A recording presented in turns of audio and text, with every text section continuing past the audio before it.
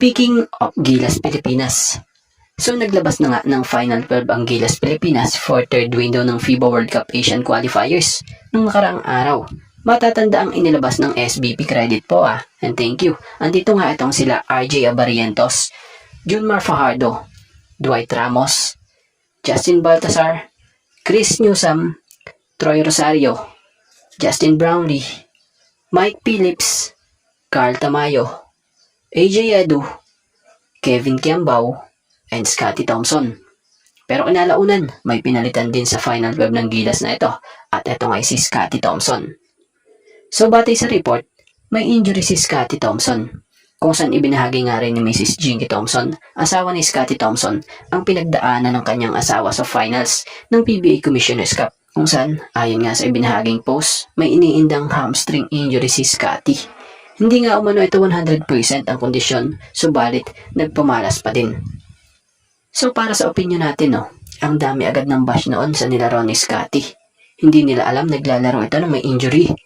Ang matindi pa dyan, kahit pa nga may iniindang injury, ito, talagang tumodo, lalo na nung Game 7 ng finals. At ang matindi pa dito, siya nga ang hinirang na finals MVP, bukod sa kampyonatong nakuha ng Barangay Ginebra.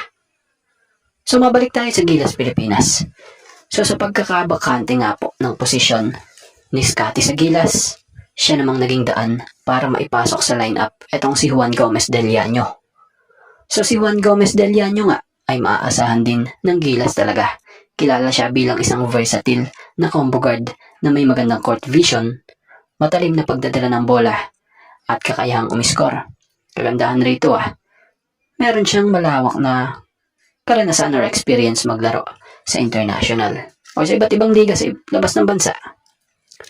So mapapansin nyo about sa original na Gilas big man, hindi na muna natin makikita ang gaya nila Kai Soto and Quentin Meliora Brown sa 12-man lineup ng FIBA World Cup Asian Qualifiers sa third window dahil batay sa ilang balita may nagsasabi na plano umano raw nitong sumali nitong si Kai para sa NBA Summer League.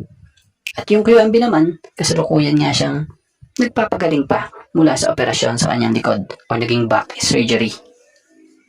So upang punan ang puwang na naiwan ng dalawa sa frontline ng koponan, ipinasok ni Coach Tim sina Justin Baltasar, Mike Phillips at Troy Rosario, kung saan makakasama nila ang pambato nating si Justin Brownlee at iba pang mga veterano para sa laban kontra sa New Zealand All Blacks sa July 3 at sa Australian Boomers sa July 6.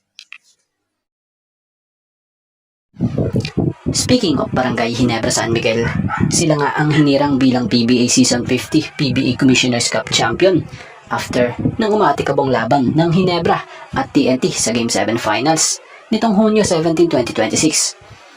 At sa pagkaka-champion nga na ito ng Barangay Ginebra, naramdaman ang presensya muli ni Jamie Malonzo matapos nitong mag-post sa kanyang Instagram ng litrato ng Barangay Ginebra kung saan may nakasulat nga dito or caption na proud of my guys.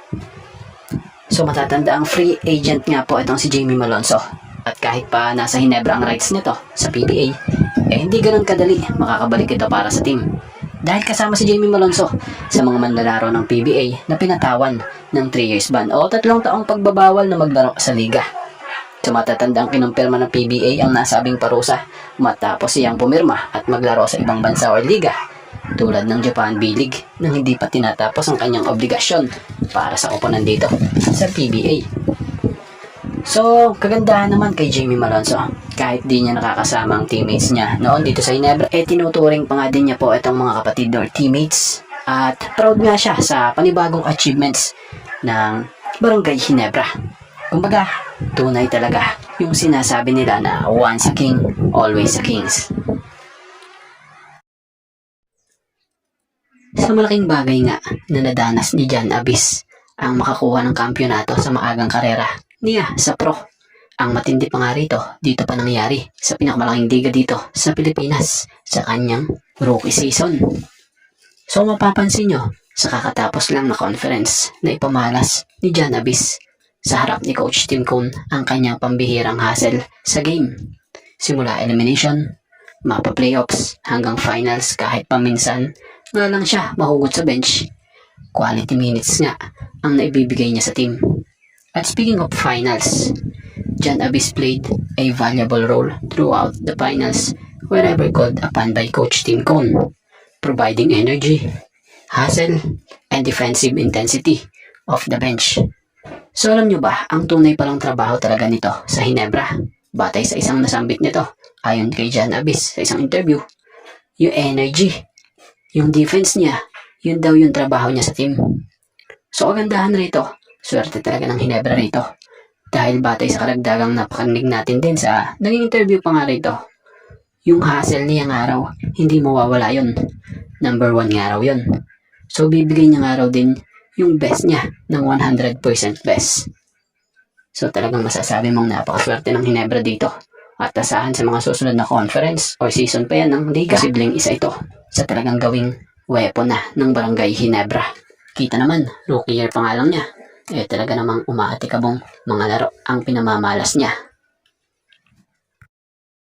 At bago nga ang lahat, baka naman po pwedeng makahingi ng isang subscription para sa ating channel or pakifollow na rin po kung nagustuhan nyo ang ating mga basketball update. At kung ito na may makakabigat para sa inyo, kahit isang like and share na lamang po. Maraming salamat po.